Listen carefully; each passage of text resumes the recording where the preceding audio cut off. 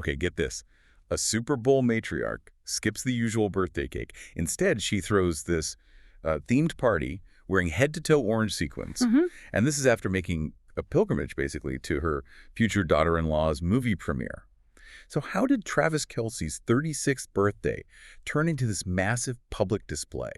Like a totally co-created brand moment. Welcome to Starscope Report. We dive deep into all the Hollywood drama, music industry chaos, influencer scandals, you name it. We're here to unpack the stories behind the headlines, from red carpet stuff to these really complex deals that happen behind the scenes in modern celebrity relationships. And today, we're doing a deep dive into the sources around Travis Kelce's 36th birthday. That was October 5th, 2025. And look, this wasn't just some random party. The sources make it pretty clear this was a carefully put together, a public story, orchestrated really by his family, his fiancée Taylor Swift, and importantly, his professional team too. Right. So our mission today, we're going to break down that whole weekend. We want to show you exactly how they took a simple birthday and, well, blew it up into this global statement, a declaration of unity for the couple. And remember, they just announced their engagement, back in late August 26th. Exactly. And what's so interesting here, what the sources really highlight, is that every little thing they did seems like a calculated move. They weren't just celebrating. They were kind of building their shared story, laying the groundwork for what comes next in their union. And stick with us, because we are going to reveal the secret lyrical link that basically made one specific Taylor Swift song their song, like overnight. Plus how the Kansas City Chiefs social media team cleverly used that to hook millions of new fans. Oh, and the two-part Instagram strategy Donna Kelce used to give her, ultimate stamp of approval. It was quite something. Okay, so let's set the scene first. Travis turns 36. He's in Jacksonville, Florida. Why Jacksonville? Well, purely work. The Chiefs had a huge Monday Night Football game against the Jaguars. So the location itself, dictated by the NFL schedule, could have made this a very quiet, maybe even solitary birthday. But the Kelce family, they definitely made sure it wasn't quiet or solitary. The very first move in this whole orchestrated celebration, and this was actually 2 days before his birthday, was this really deliberate public act, a kind of pilgrimage, like I said. Donna Kelce, Travis's mom, she went with her brother Don and his wife Joan to a special screening of Taylor Swift's new movie, the official release party of a Showgirl. And that timing is crucial. That decision sets a really powerful tone for the whole weekend. The movie itself, it was like an 89-minute visual album for the life of a showgirl. And importantly, it only ran for 3 days, October 3rd, 4th, and 5th, landing right on his actual birthday. So showing up for the movie before the birthday party, that feels really intentional, right? Like the family publicly saying, we embrace her world, her art, her career. It's a big welcome gesture. It's a very public display of mutual support, exactly. Balancing the scales from the start. Okay, so after the movie, then came the birthday visit at Travis's hotel. And this wasn't low-key either. This was the Swift-themed visit. Very visual, very performative, you could say. They weren't just dropping by for cake. They were basically in costume for this narrative they were building. Right, and the details are everything here. Donna, his mom, she wore this bright orange sequined shirt and a white baseball cap, but it had a specific doodle on it, Taylor Swift, and those iconic 1989 sunglasses. And his aunt and uncle, also in orange shirts, plus blue feather boas, orange feather fans. Works. Travis joined in, too. He put on a matching orange baseball cap for the pictures. Full participation. And here's where it gets interesting, that blending you mentioned. Yeah, this is the visual metaphor.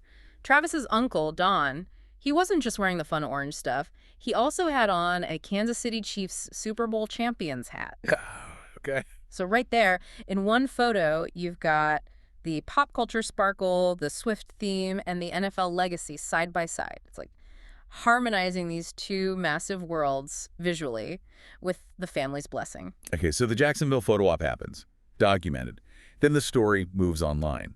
And this is where Donna Kelce really steps up as the anchor for this whole public union thing. Absolutely. She used Instagram stories, but in this really smart, two-pronged way.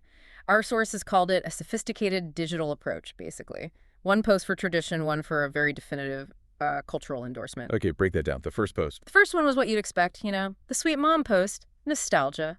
She reposted a fan tribute, a picture of baby Travis on a swing with his brother Jason. And the caption was simple. Happy birthday, Travis, in City. Warm, personal, totally normal. Right. The stand-up crowd mom moment. So what was the second one? The second one. This was the big move. She shared a different old baby photo of Travis, but she overlaid it with music. specifically a snippet of Taylor Swift's brand new song, Opalite, from that Showgirl album. Okay, wait.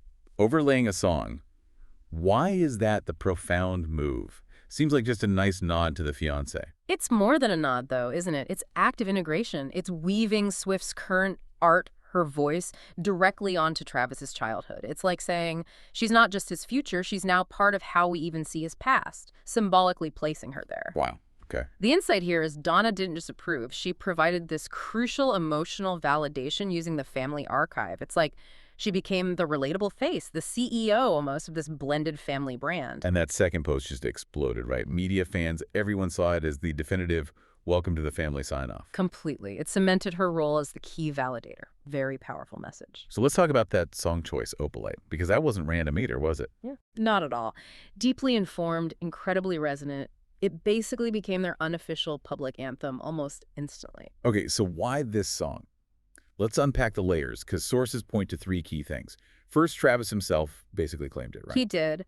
Back in August 2025 on his New Heights podcast, he flat out said Opalite was his favorite track. His quote was something like, "I always found myself dancing to it." So he put his own stamp on it first. Okay, layer one, his favorite. Layer two. The title itself, Opalite. His birthday's in October. Opal is his birthstone.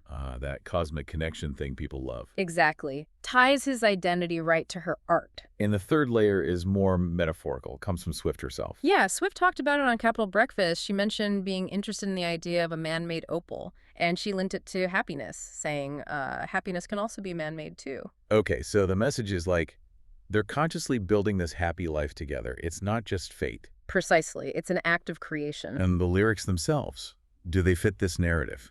Oh, absolutely. They really mirror this idea of moving past hard times into something bright. There's that line. But my mama told me, it's all right. You were dancing through the lightning strikes. But now, the sky is opalite. Lightning strikes to Opalite. Clear transition. Yeah. Stormy past, calm, beautiful present. And the chorus sounds like a direct tribute to him, doesn't it? Undeniably. Never made no one like you before. You had to make your own sunshine. But now, the sky is opalite. It's powerful. You've got her singing it, him claiming it as his favorite, and his mom using it over his baby picture. Total alignment. So Donna's posts were personal, powerful. But Taylor's main birthday gesture was, well, the album itself, right? Monumental, yeah. The Life of a Showgirl, her 12th album, dropped right at midnight on October 3rd, 2 days before his birthday. It wasn't just a tweet, it was this huge artistic statement. An enduring record of their relationship woven into her work. It's like saying you're permanent inspiration now. And there were specific nods in there, too, not just general vibes. Very specific.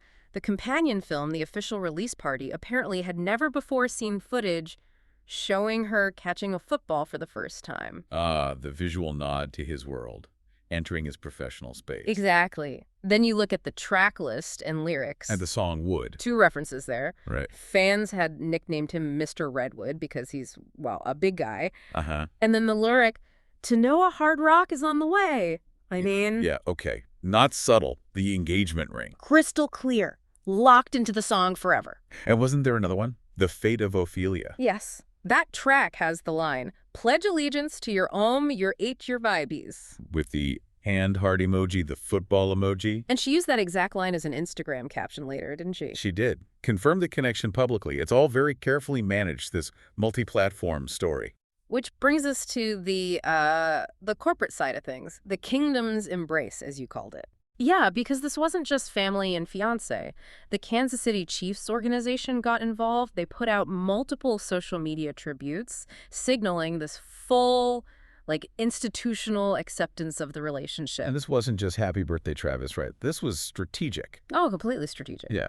The Chiefs marketing team clearly saw the opportunity. They realized they suddenly had a direct line to Swift's enormous fan base, the Swifties. And they started speaking their language. Exactly. They weren't just wishing him well, they were using Swift-specific insider references to court that audience. Okay, examples. Give us the proof. Evidence number 1.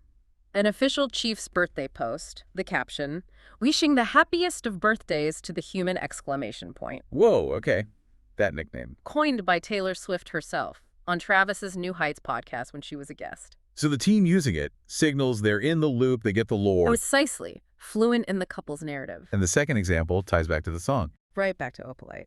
Another post, this one showing off his pregame style, captions simply, October's Opal. Direct hit. The song, the birthstone. It's not accidental. It's deliberate brand alignment. The Chiefs are saying, her world is part of our world now. They understand that a huge chunk of new fan engagement, global press, cultural buzz, it's all driven by her involvement. This romance is now a core part of the team's public identity, a massive cultural synergy. It's embedded in the brand. Okay, so let's zoom out. This whole weekend, the movie trip, the orange sequins, Donna's Insta, the song, the Chiefs post. What's the big takeaway for us, for the listener? I think it paints this really powerful picture of reciprocity and, maybe surprisingly, professional collaboration. Think about it. The Kelce family publicly supports her art first. Then he spends his birthday at a party themed around her work. It pushes back against those old, tired celebrity narratives about ego and competition, Yeah, it feels different. It presents this really balanced, mutually supportive partnership where both sides are actively boosting the other's massive global brand. So what we saw that weekend was basically a masterclass in modern brand management and lore creation. Every single choice, the clothes, the song, the timing, the posts, felt deliberate, symbolic, spread across platforms. They basically invited the whole world to watch this seamless merger. Two families, two huge brands, with Donna Kelce acting as this really relatable public seal of approval. Which leads to a final thought, right? Considering just how meticulously everyone involved, the couple, the mom, the NFL team, managed the public story of this one weekend, and knowing that pretty much every aspect of their public life seems to be part of a planned communication strategy now, what's the next big milestone they might strategically orchestrate? Maybe something artistic, maybe corporate, a joint venture, a foundation. How else will they use these platforms to keep cementing this union in the public eye? Something to think about. You've been listening to Starscope Report, where Jordan and Jamie uncover the stories shaping Hollywood, music, and pop culture. Thanks for tuning in, and we'll catch you next time.